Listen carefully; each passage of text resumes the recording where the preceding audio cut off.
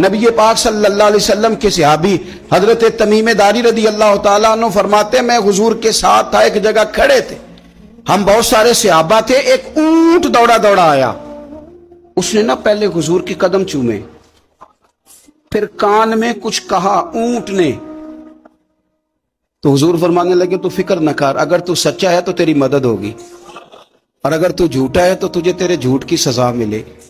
یعنی میں کیسے اس بندے کو سمجھاؤں، میں کیسے اسے سمجھاؤں، کمیٹی ڈال کے رو کے درد سے ادھار لے کے کوئی مدینے گیا اور ماڑا بندہ، اور اس کی تڑپ ہے کہ میں سونے کو اپنے دکھ سناؤں، تو وہ کھڑا ہوا تو ایک صاحب اسے کہنے لگے یہ معاذ اللہ سنتے نہیں تو کس کو سنا رہا ہے، چپ کر، کنٹرول کر اپنی زبان کو، اگر دین نہیں آتا تو نبی پاک سے محبت کرنے والوں کے دل نہ توڑ۔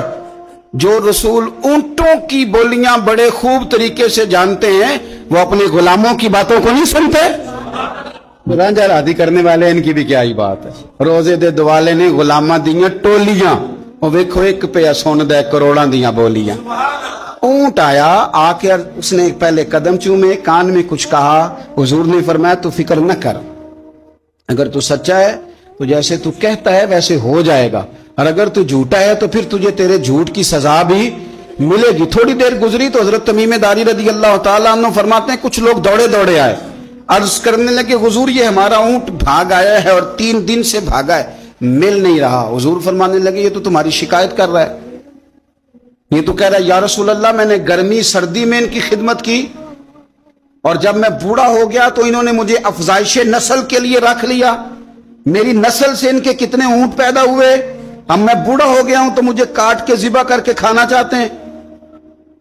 اس نے کان میں کہا، حضور نے ترجمہ کہہ کے بتایا، کریم رسول فرمانے لگے بولو تم کیا کہتے ہو؟ کہنے لگے سونیا جی جس نے جو آپ کو بتایا نا بالکل ہی سچ بتایا ہے۔ ابو داؤد شریف کی حدیث عرض کر رہا ہوں، حضور بالکل ایسے ہی ہے، گرمی سردی میں اس نے کام کیا، پھر ہم نے اس سے بڑے افزائش نسل کا کام لیا، حضور ذبح کرنا چاہتے ہیں۔ تو نبی پاک فرمانے لگے اتنی جو خدمت کرے اس کا صلہ پھر چھری ہے، کہ تم اچھا صلہ دے رہے ہو؟ کہنے لگے حضور ہم کچھ نہیں کہتے، ذبح بھی نہیں کرتے، آپ اس کو دے دیں۔ حضور فرمانے لگے اب نہیں میں تم پہ اعتماد کرتا، اس طرح کرو میرے ہاتھ بیچ دو۔ 100 دینار کا میرے نبی پاک نے اونٹ خرید لیا۔ حضور نے نا اونٹ کو تھپکی دی، فرمایا جا تو آزاد ہے۔ اونٹ نے نا پتہ نہیں کیا باتیں کی، ایک بات کی تو حضور نے فرمایا آمین، دوسری کی تو کہا آمین، تیسری کی دعا کی تو کہا آمین، چوتھی بات اونٹ نے کی تو نبی پاک رو پڑے۔ اونٹ چلا گیا، صحابہ کہتے ہیں عرض کی یا رسول اللہ اونٹ نے کیا کہا ہے؟ تو حضور فرمانے لگے اس نے پہلی دفعہ یہ کہا ہے کہ یا رسول اللہ اللہ آپ کو میری طرف سے، اسلام کی طرف کے اور قرآن کی طرف سے بہترین صلہ عطا کرے۔ تو میں نے کہا آمین، اور پھر اس نے کہا دوسری دعا دی، اے اللہ کے پیارے رسول صلی اللہ علیہ وسلم جس طرح آپ نے آج میرا خوف دور کیا ہے، میں دعا کرتا ہوں اللہ آپ کی امت سے قیامت کا خوف دور کرے۔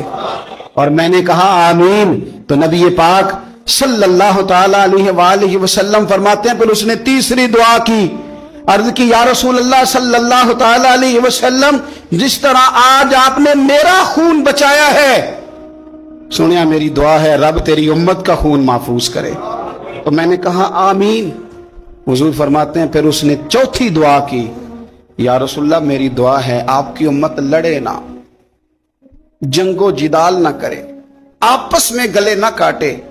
تو حضور فرماتے ہیں میں نے آمین بھی کہا اور میں رو بھی پڑا، اس لیے کہ یہ دعا میں نے اپنے رب کریم سے مانگی تھی کہ اے اللہ میرے امتی لڑے نہیں، آپس میں لڑے نہیں۔ تو یارو بچے لڑتے ہیں، بچے لڑتے ہیں تو کیا باپ خوش ہوتا ہے؟ وہ تو پریشان ہوتا ہے، روتا ہے، میری امت لڑے نہ۔ تو میرے رب کریم نے فرمایا محبوب یہ دعا مجھ سے نہ مانگیے، یہ خدا کی حکمت کا تقاضا ہے، یہ لڑیں گے۔ تو نبی پاک صلی اللہ علیہ وسلم فرماتے ہیں جب لڑائی کی بات کی تو میں نے پھر اس وقت میں آبدیدہ ہو گیا، میں رو پڑا، یہ نازک مسئلہ ہے، تکلیف والا ہے کہ یہ لڑیں گے، کچھ لوگ فرقے بنا لیں گے، الگ عقیدے گھڑ لیں گے اور سچے سچے مسلمانوں سے لڑیں گے۔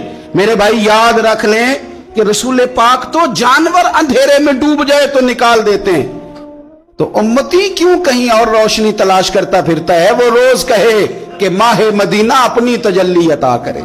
یہ ڈھلتی چاندنی تو پہر دو پہر کی ہے، میرے رسول پاک صلی اللہ علیہ وسلم ہر ایک کا خوف دور کرتے، ہر ایک کی پریشانی دور کرتے، ہر ایک کو حضور نوازتے، ہر ایک پر کرم نوازی